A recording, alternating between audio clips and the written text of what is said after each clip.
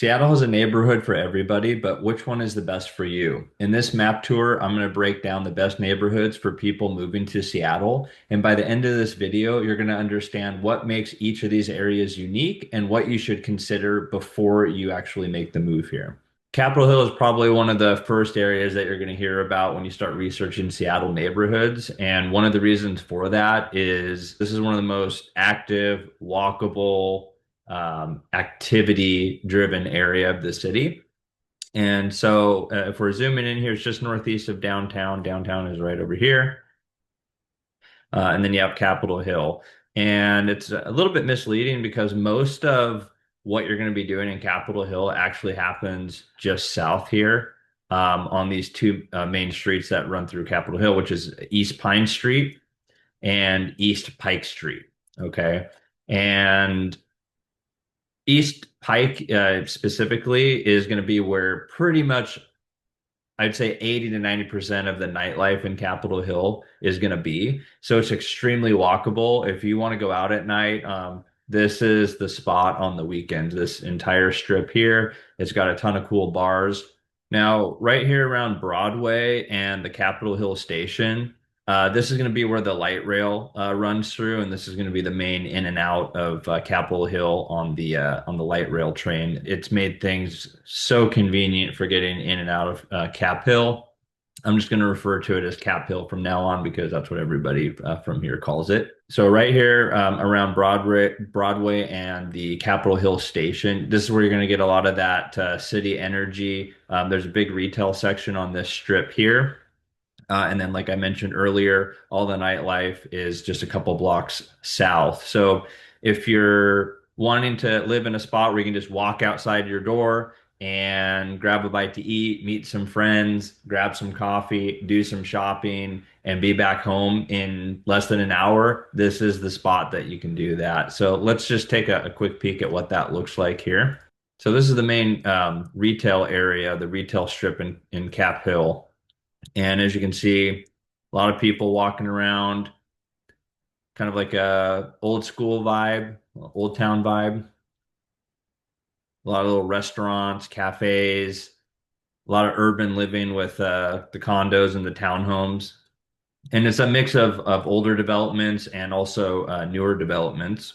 And I also want to note too that you have the light rail station um, just right in the middle of things. And so this is going to be Broadway right over here and looking back. And so the funnest part of Capitol Hill, in my opinion, is going to be on Pike. That's like I said, where all the nightlife is going to be. And so as you travel down Pike, you're going to have all these shops and little cool lounges along the way. There's also a lot of concert venues. Numos is going to be one of the most well-known ones in the neighborhood. A lot of cool artists coming through there throughout the year. It's a really fun spot. And as you go through here, you're gonna have bar after bar, taverns, and some more trendy restaurants all on this one strip. So everything's pretty accessible if you want to go out on the town, have a good time. Okay. But it's also really easy to get in and out of Capitol Hill because they opened up the light rail station, and so you have light rail right on Broadway here, and it's really easy to get in and out, get into downtown Seattle, take the train over to the U District. Everything's really accessible from Cap Hill. And then just to the south of Cap Hill, as an extension, you have the First Hill area. This is going to be more kind of like the medical quarter with all the hospitals, and it's going to be more like residential living. So it's a little bit quieter, but still very close to Cap Hill. And if you want to, have a little bit of space from the craziness, but still have access, First Hill would be a consideration. And while I'm on the topic, you should also note that one potential drawback with Cap Hill, especially if you're right in the middle of it, is it does get noisy, and parking can definitely be a challenge. And so if those are Important considerations for you personally. That is something to be aware of. It is a very active part of the city. There's a lot going on at all hours of the day, and it can be a lot of fun. But if you're looking for more of that quieter, more reserved lifestyle, Cap Hill may not be the right area. But for a lot of people, it's super fun, super accessible. You've got the retail, you've got the transit in and out, you've got the nightlife and restaurants, and it's all walkable, 10, 15 minutes from where you might be living.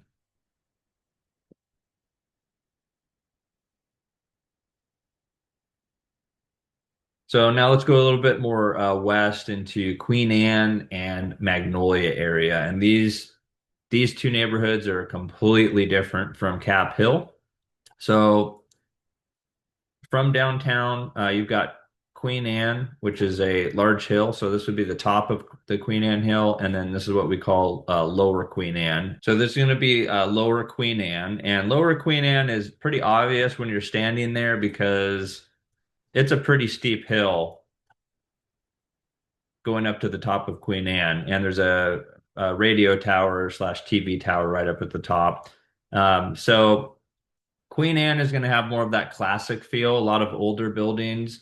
And as you make your way up from the lower section up the hill, you're actually going to get to Highland Drive, which is right up here.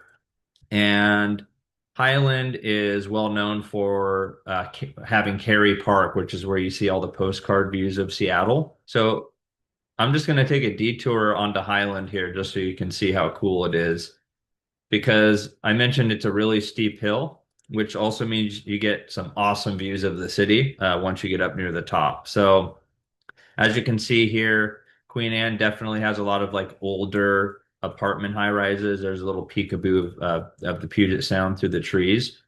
But I'm on Highland Drive here, and up on the left is going to be Cary Park. Cary Park's probably the most well-known park in Seattle because that's where all the photos of the Space Needle and the downtown Seattle skyline get taken. And I'll show you why right now. Let me get the perfect spot here. Now you can see why Cary Park is a place that everyone visits when they come here. It's absolutely gorgeous, especially on a sunny day. So you got the Puget Sound, you've got the Space Needle, you've got the downtown skyline, the harbor, basically a panoramic view. It's absolutely gorgeous. And the homes up here are definitely going to be kind of on the older side, kind of mid-century modern feel. And you're definitely going to be at higher price points in this neighborhood specifically because a lot of these homes they do have the same awesome views that Cary Park has, just from a more private setting from your deck. So again, gonna have a little bit more of a Victorian classic feel, a lot of brick actually in this area. And so if you're looking for that more vintage vibe, Queen Anne definitely has that, and it's definitely got the backdrop for that scenic view as you can see here. So I want to talk about Upper Queen Anne as well. So we're kind of halfway up the hill here at this point. We started right here in Lower Queen Anne, went up the hill, took a left onto Highland, checked out the views at Cary Park. But if you continue up Queen Anne Avenue here, you're going to get up right towards the top. And Upper Queen Anne has its own little I call it a village feel. And here's a better view of that radio relay I mentioned. It's actually really big. But as you get into Upper Queen Anne, it's going to have kind of a small town vibe. It's really walkable up here as well. So you have all these different retail shops and restaurants. In a minute, we'll get to the grocery stores, but you have your coffee shops, your salons, your cafes. And as we get a little bit further up here, there's going to be a Trader Joe's and a Safeway right around the corner here. And Upper Queen Anne is mostly single family residential. So this little strip that we're traveling down, it's going to be surrounded mostly by neighborhoods. lot of older homes, but they can be really, really nice. So as we make our way here, this is kind of like the urban center of Upper Queen Anne. And so you have the Trader Joe's over here, and then about 150 feet away, you have Safeway, which is pretty much the main grocery store up here. And so, as you can see, there's definitely some options for urban living in Upper Queen Anne if that's what you're into. The rest of the neighborhood is going to be kind of like older single family. Just to kind of give you an idea here, there's a lot of this feel, a lot of more classic craftsman style homes, older apartments. And parking can also be a challenge, as you can see here. It's mostly street parking. You'll notice not just in Queen Anne, but a lot of neighborhoods in Seattle, the single family homes have these tiny garages that I don't even think you could fit a car into most of them. That's pretty common. So street parking in Queen Anne is going to be pretty common. And so that's definitely a consideration, if you have a lot of vehicles, where you're going to put those vehicles, because even if you have a single family house on Queen Anne, that doesn't necessarily mean that you're parking it. And here's a perfect example. This is what I was looking for, actually. You're going to see this everywhere, not just in Queen Anne, but like little tiny garages like this, attached to these craftsman homes. Super common. You don't really get a lot of space in them. They're really just glorified storage units. And that's going to be pretty common. So I just want to set the expectation. But really cool, classy neighborhoods up here. And if you're close to that main strip on Queen Anne Avenue, you're going to have really good access to retail, shopping, coffee shops. So there's actually a really cool bakery on the main strip here in Upper Queen Anne that I'll share with you. It's not really a secret, but you have Queen Anne Coffee Company right here. And then right next to it, you have Moonrise Bakery. And when me and my wife hang out in Queen Anne, we always hit both. Like on a Saturday morning, we're going to hit Queen Anne Coffee Shop, which is right here. And then we walk right over to Moonrise, which is just next door.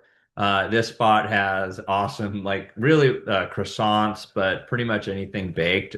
They make some really classy pastries as well. It's kind of hard to describe in this video, but if you're in the area, check out both spots. They're super cool. And then I'm going to jump over to Magnolia, which is just west of Queen Anne. And again, Magnolia is going to be a completely different vibe, a completely different feel.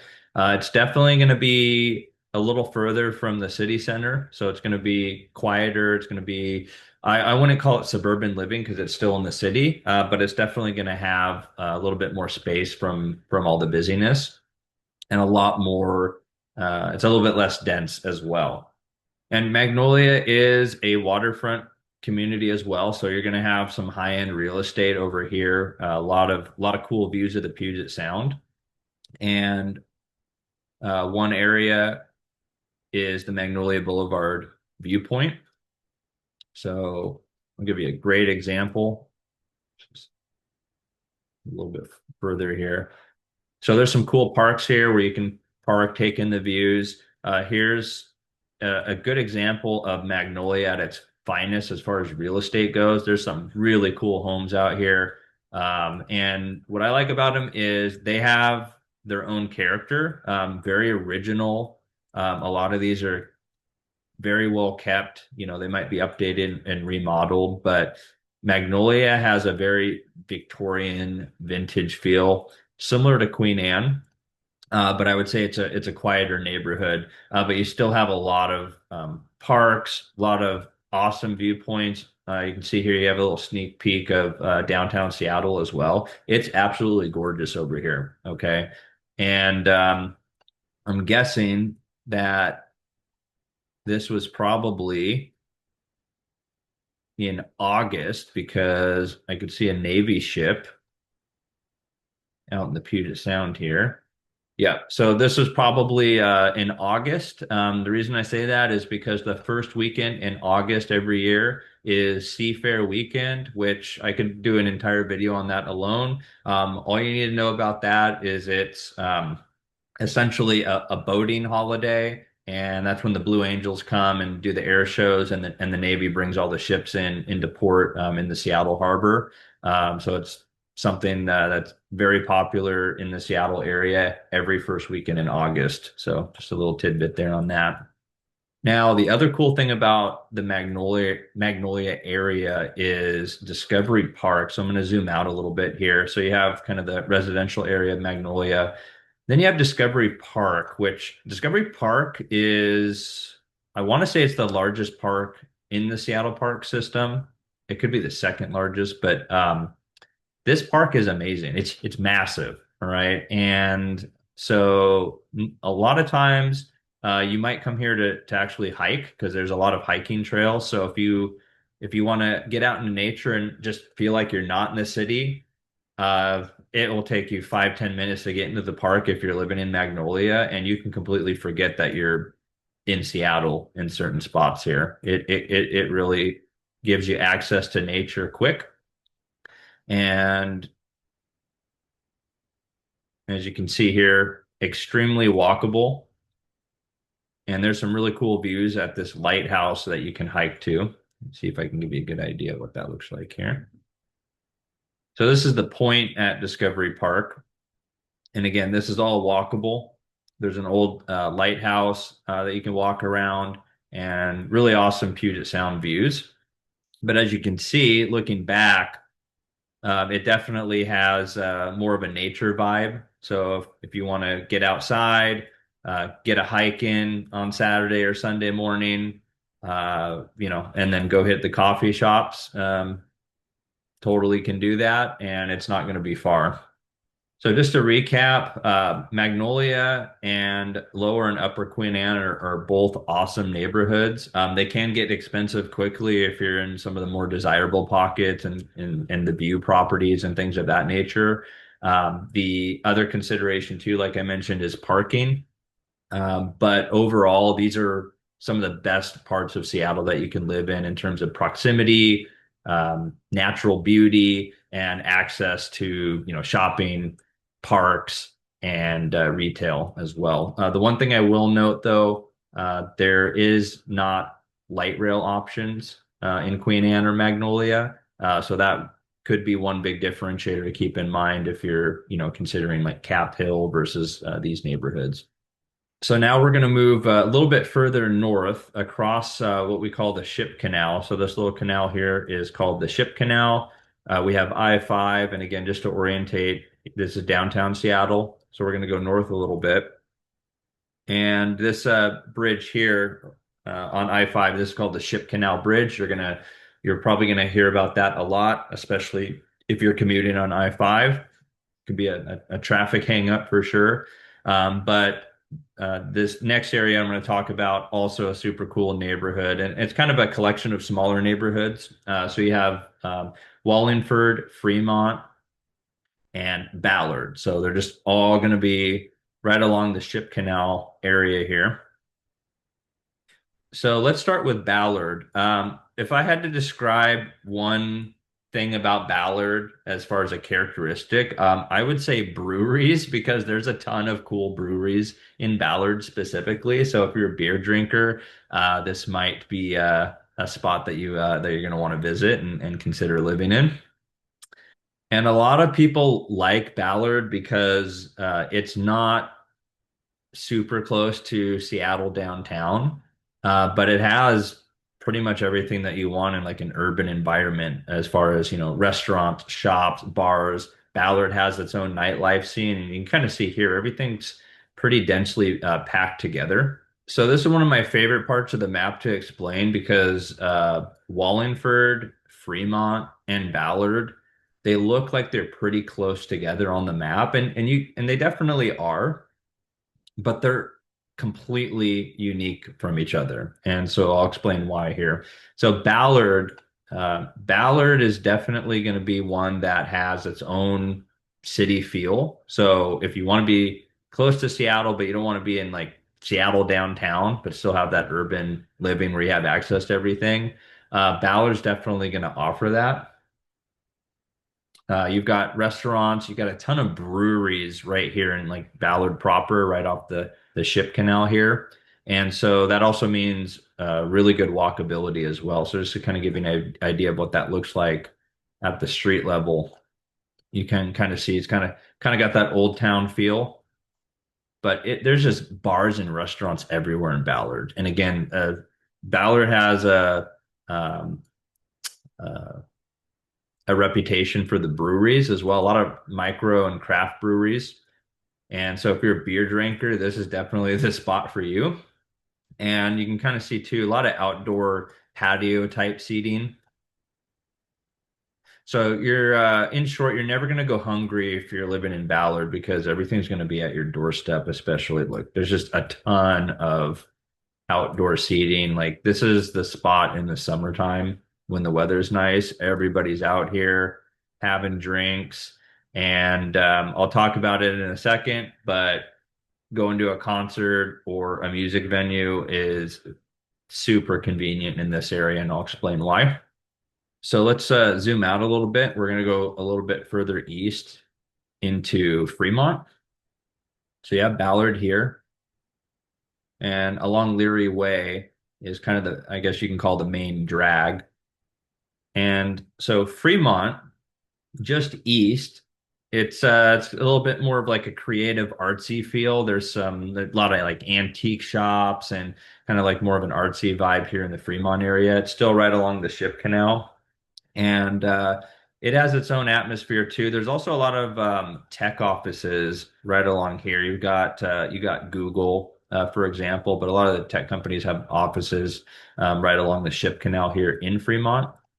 And Fremont has its own nightlife and restaurant and bar scene, similar to Ballard as well. So it's another pocket where if you're in the neighborhood, everything's going to be walkable. Okay. And so just to kind of give you an example, I'll just hit kind of the start of the main drag here. Kind of has some similarities with Ballard as far as like the town feel, but everything's on this main drag, and all the restaurants, bars, cafes, and breweries are just they're all right here. And then the ship canal is going to be right here, one street over. And the cool thing about Fremont is in this little side road here, this one right here, in the summertime, there's all these like street festivals that happen. So these streets will get blocked off and it'll just get lined with vendors. And you can just walk through the whole thing, arts, crafts, all sorts of stuff. And it's right here on the Ship Canal area. And here's another street that has them as well in the summertime. So you can see the canal right there. And while we're here, I'll show you Google's got an office right over here by the bridge. A lot of the tech companies are right on the ship canal here. Also, a lot of breweries as well in Fremont and a lot of music venues. So what I was going to mention earlier is you could go have dinner and drinks in Ballard and then hop in an Uber and be in Fremont, you know, 3 to 5 minutes later and hitting a concert. And it's pretty effortless. So they're really interconnected with each other, really conveniently located. And this area is about, depending on traffic, 10 to 20 minutes from downtown Seattle. So it's kind of a unique pocket. A lot of people like it. Now, the coolest thing about Fremont, I would say, is Gasworks Park.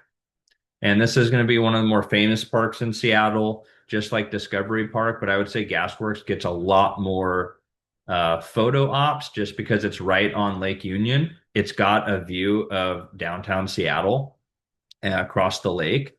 And during 4th of July, the largest fireworks show in the Seattle area happens on Lake Union. This park gets absolutely hammered with people, but it is such a cool place to be, especially in the summertime.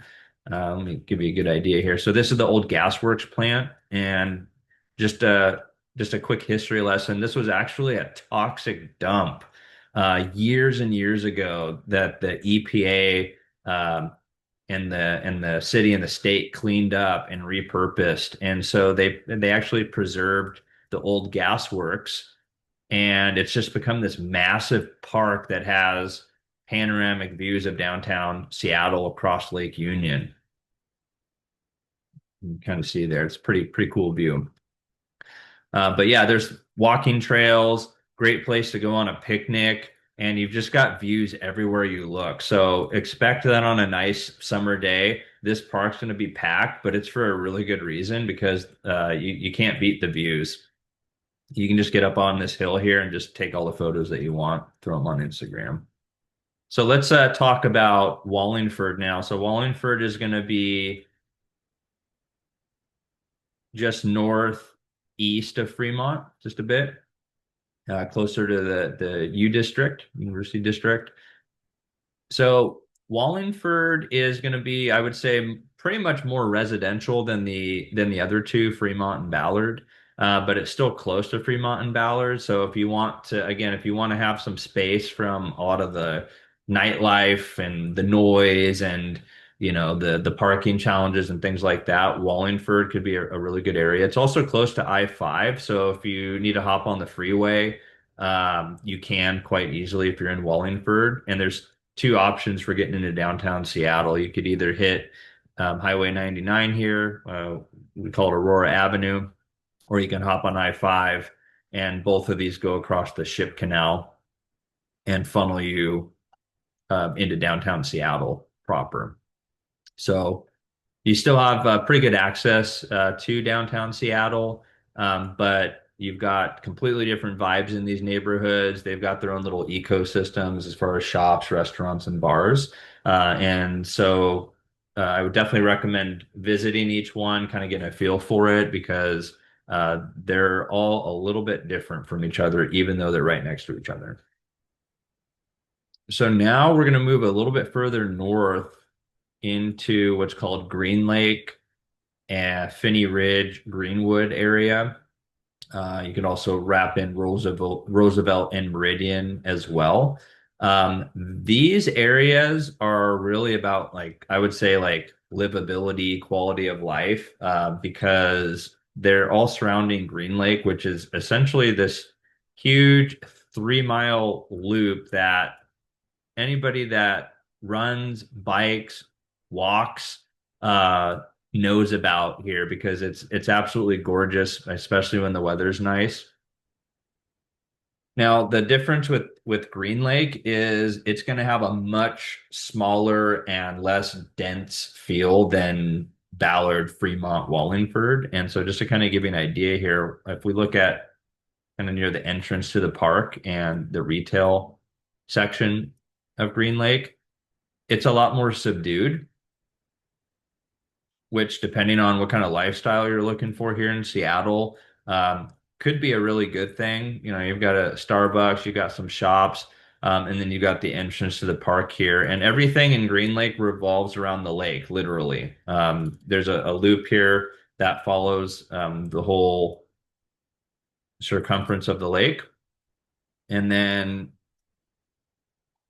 you can kind of see here, like, this is a great example. You're going to see runners everywhere if you're living in Green Lake. And the park itself is pretty awesome. It's going to have softball fields. They have these newer pickleball courts, actually. Let me see if I can get a view here. Here we go. So if you're into pickleball, they got pickleball courts, softball fields. We've got a really big playground for the kids. And it's right on the lake. In the summertime, you can rent kayaks and little paddle boats. And there's a little coffee shop and a ice cream shop here that operates in the summertime. And here's a nice little view of it.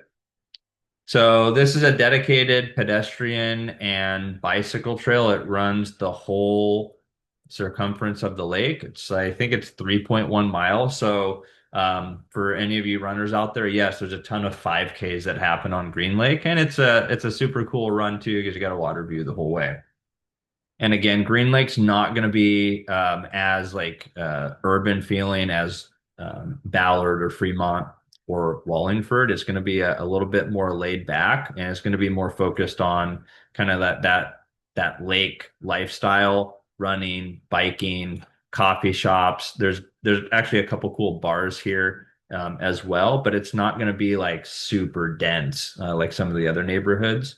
And as far as access goes, you're right near I-5. So Green Lake is about as close to hop off as you can get, and still be in a really nice neighborhood. The homes here are also going to be more like craftsmen and more vintage, with some like townhomes. And you can see here there's a lot of alleys as well, but it has that kind of that classic Seattle vibe as far as the architecture and the craftsman homes and things of that nature. A lot of single family in Green Lake as well.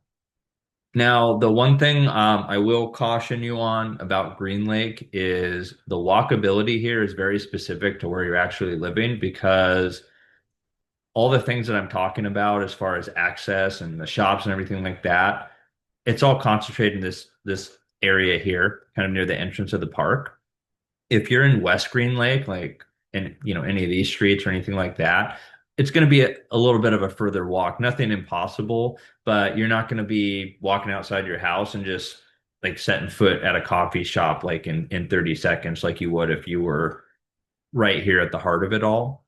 So walkability in Green Lake is very specific to literally the street that you end up on and how close you are to the lake itself. So now we're going to make a pretty big jump here. We're going to go from Green Lake over to West Seattle. Okay.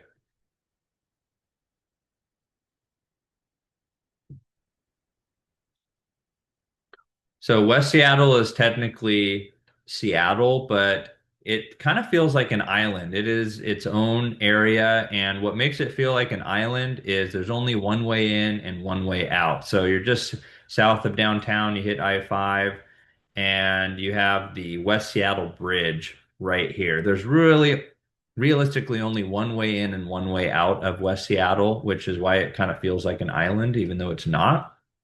And because it's a little bit more cut off from the rest of Seattle, it has a completely different vibe and atmosphere. And for a lot of people, that's the real appeal. Anyone that's doing research on West Seattle is going to hear about Alki. So why don't we just dive into that first? So you cross the West Seattle Bridge, you're coming into the what's called the Del Ridge neighborhood, and you can pretty much go south or you can go east. And when you come off the West Seattle Bridge, you're going to have Harbor Avenue here, and Harbor Avenue is what leads to Alki. And this whole point along the water we call Alki. Technically, Alki Point is right here, but this whole waterfront strip, we call that Alki. And the cool thing about this is if you like being near the water and you're active, you want to be able to bike, run, jog, whatever. This is probably, I would say, the best spot in Seattle for that kind of access and lifestyle because let's just dive right into it here. You have this entire strip on Harbor Avenue that goes around the point, the Alki Point, and you have panoramic east-facing views because it's West Seattle. So as we go along Harbor Avenue, one quick tip here, there's an awesome seafood restaurant called Salty's. It's right here. It's on the water. Awesome spot for seafood, and they have an all-you-can-eat seafood buffet. It's not cheap, but it is amazing. So if you like seafood, Salty's on Alki It's definitely a spot that you want to go. Okay, so awesome views of Seattle. First off, you start seeing those the second you get off the West Seattle Bridge and you hit Harbor Avenue. And this actually is going to be pretty much the view the whole way around till you cross the point and go around the corner. There's a lot of condos with Seattle views here. Most of them are going to be older, still nice, but definitely older, more classic buildings. Now, if we go a little further along to the corner here, you can see what I'm talking about as far as biking and hiking. There's an entire walkway for that. And this is where you see a lot of postcard views of Seattle. And you can kind of see why as I'm scrolling here. It's absolutely gorgeous. So you have downtown Seattle, you've got the port right over here that you drive by as you cross the West Seattle Bridge. And then as you make the turn around the bend here, you've got the rest of Puget Sound. So a great spot if you want to catch photo ops of the ferries and the container ships going in and out. But this entire strip has amazing views. And so a lot of people that want to have Puget Sound access, be close to the water, this is a highly desirable spot because of that. You can just see like it doesn't end. Like it's absolutely gorgeous. And so I'm not going to go down the whole strip just because it'll take us a minute, but I just want to skip ahead to the actual Alki Point because Alki Beach is going to be right towards the point here. And this is where you get kind of that beach vibe, coastal feel. And so as you hit the beach is right here, you start running into some shops and restaurants. And Alki Beach definitely has a beach slash coastal vibe, definitely really laid back. West Seattle in general is going to be a super laid back part of the area. And so even though this area does get really busy with foot traffic and parking in the summertime, it's still going to have more of a relaxed feel than the rest of the Seattle neighborhoods. And I'll give you a little bit of a secret here. There's actually a really famous fish and chip spot here right at the end of Alki Beach. It's called Spuds. I think Spuds has been around, I think, since the 40s or early 50s. They've been around a long time. They've got a few um, locations around Seattle, really good fish and chips. I like to go to this one in particular just because you can sit and eat and just stare out at the Puget Sound. It's absolutely gorgeous and it's a really cool spot. So you do have some apartments and a lot of condos along the point here, and then the interior of Alki is mostly going to be residential, single family. You've got the Alki Point Lighthouse as well. It's a cool little landmark that you can check out while you're in the area. And it actually just it loops around and you get a completely different perspective of the Puget Sound once you're actually around the point. So we just came from this area here, and when you circle the point here, you just get a nice south-facing view of the Puget Sound, and it just goes on and on and on. I mean, you could, if you're on a boat here, you could just motor down and end up in Tacoma, because this goes all the way in as far as the Puget Sound. So West Seattle and Alki in particular, super cool part of the city. The one thing I will tell you is because of the access and the fact that there's really only one major way in and out, that could definitely be a huge commute factor with traffic and commute times and things of that nature. That's kind of the trade-off with West Seattle. You kind of get that quieter more relaxed atmosphere away from the city, but you're still close to the city. The only factor there is just the access in and out with the West Seattle Bridge. So just to sum it up, West Seattle has its own feel all in itself, mainly because it's separate with the West Seattle Bridge and the harbor separating downtown Seattle from West Seattle. It's going to have more of that coastal living, water lifestyle feel, which a lot of people like, and just amazing views and outdoor activity across the whole length of the point there, running, biking, walking, really beautiful area. So zooming back out, we covered some of the best neighborhoods in Seattle, just to give you a well-rounded idea of the most common areas that people are considering when they're moving to Seattle. And if you're thinking about moving to Seattle, but you're still unsure which area is going to be the right fit, or if any of these areas are going to be the right fit, feel free to reach out. My contact details are in the description below, and I absolutely love helping people find the right spot for their lifestyle and putting together a tailored strategy to help you find the perfect home when you're moving to Seattle.